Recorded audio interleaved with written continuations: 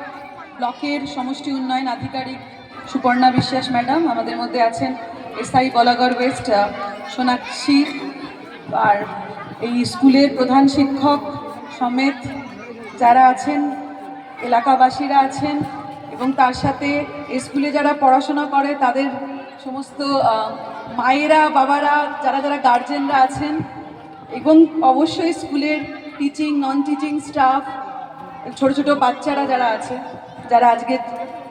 এখানে স্কুলে পড়ে। তো আজকে আমাদের নিশ্চিন্তপুর জুনিয়র বেসিক স্কুলের ৭৮তম জন্ম জয়ন্তী সেলিব্রেশন হচ্ছে, উদযাপন হচ্ছে। তো সেখানে এসে আমি জানতে পারলাম যে ৭৮ বছর আগে যিনি প্রথম এই স্কুলের একজন পড়ুয়া ছিলেন, তিনি আজকে এখানে উপস্থিত আছেন। তো সেটার জেরে আমার এত আনন্দ হচ্ছে, এবং আপনি যে আজকে এসছেন, এই স্কুলের সাথে এখনও যুক্ত আছেন, আর আপনাকে ওনারা ডেকেছেন আজকে, এটার থেকে বড় পাওনার কিছু হয় না। তো স্কুলের ঐতিহ্য, ইতিহাস যেটা আছে সেটাই আমরা দেখতে পেলাম, যে একটা school, primary junior basic school, যেটা ৭৮ বছর উদযাপন করছে। তো সেখানে তার যে কত বড় একটা মানে ইতিহাস, এবং তার যে কত ভালো একটা আছে, যে ফাউন্ডেশন, যে আমাদের বাচ্চারা এতদিন ধরে যে পড়ছে, এবং মায়েরা এই স্কুলে যে ভর্তি করছেন গভর্নমেন্ট স্কুলে, এবং ভালোভাবে শিক্ষকরা, শিক্ষিকারা তাদের যে সেই পঠন পাঠনের মাধ্যমে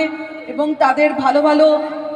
শিক্ষার মাধ্যমে যে তাদেরকে শিক্ষিত করতে পারছে, সেই ভরসা রাখছেন আপনারা। এবং এভাবেই আমি চাই যে এই স্কুলে আরও বৃদ্ধি হোক,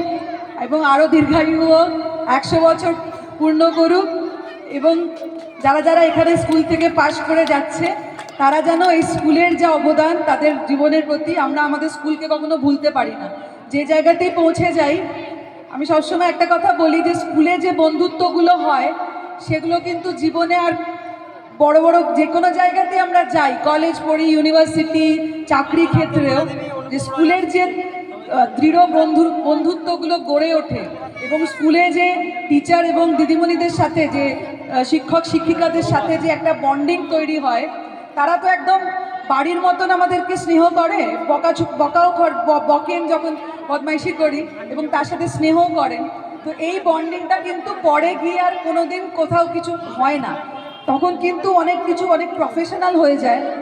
তারা অতটা দেখবে না যে আমি ভুল করছি কি আমি কোথায় ঠিক করব না করব, সেটা কিন্তু সেভাবে আমাদেরকে শিখিয়ে দেন না, যেটা আমাদের স্কুলের ক্ষেত্রে হয়। আমাদের শিক্ষক শিক্ষিকারা আছেন এবং আমাদের বন্ধুরা যারা আছেন, তো তাদের সেই অবদান আমাদের জীবনে, আমরা যতই বড় হই না কেন, সবসময় সেই অ্যাটাচমেন্টটা থাকে না। আমরা নিজেরাই সবসময় চাই যে আমরা কলেজে বা ইউনিভার্সিটিতে স্কুলে ফিরে যেতে হয়তো চাই না অনেক সময়, যে যেতে পারবো কি যাবো না, ডেকেছি কি ডাকে না, তো নিজের স্কুলকে আমরা কোনোদিন ভুলি না। দেখবেন যত যে জায়গাতে আমরা পৌঁছই না কেন, যখনই বাড়িতে ফিরি তখনই মনে হয় যে একবার হচ্ছে স্কুলে যদি কোনো অনুষ্ঠান হয়, স্কুলে কিছু হচ্ছে, তখন অ্যালামনি হিসেবে যখন ডাকে আমাদের, তখন আমরা সব কাজ ফেলে কিন্তু স্কুলে ঠিক একবার যাই। সেই স্কুলের বেঞ্চিগুলো, সেই স্কুলের দেওয়ালগুলো, সেই স্কুলের ক্লাসরুমের যে বোর্ড আছে, কিভাবে কোথায় বসে গল্প করতাম, আড্ডা মারতাম, কোথায় টিচার বকতো, তো সেই সব জিনিসগুলো, সেই স্মৃতিগুলো আমাদের খুব মধুর স্মৃতি থাকে, এবং আমরা বারবার চেষ্টা করি সেই মধুর স্মৃতিগুলোকে আবার স্কুলে ফিরে গিয়ে সেটাকে আবার নতুন করে আবার মনে করি, এবং সেই মধুর স্মৃতিগুলো যেন সারা জীবন আমাদের মধ্যে থাকে। তো সেখানে পেরেন্টসদের যেমন একটা বড় রোল আছে, যে তারা স্কুলে যাচ্ছে, রোজ রেগুলার যাচ্ছে কিনা, কি পড়াশোনা করছে সেটাও যেমন খবর নেওয়া, সেই একই সাথে শিক্ষক শিক্ষিকারা যারা আছেন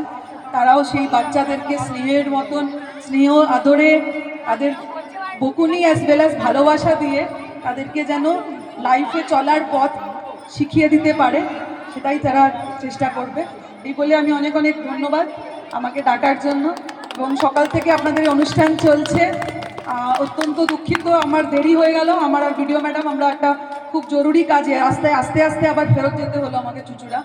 একটা খুব ইম্পর্টেন্ট মিটিং পড়ে গেছিলো, তো সেটা নিয়ে হঠাৎ করে, তো সেটা করে টোরে আমি বললাম যে যতই সোনাক্ষী ফোন করেছিল, আমি বারবার করে এটাই বলেছি যে যত দেরি হোক না কেন আমি অ্যাটলিস্ট আসবো, 10 মিনিটের জন্য হলে পরেও আমি একবার আসবো স্কুলে। তো আপনারা অপেক্ষা করার জন্য অত্যন্ত ধন্যবাদ। Thank you so much.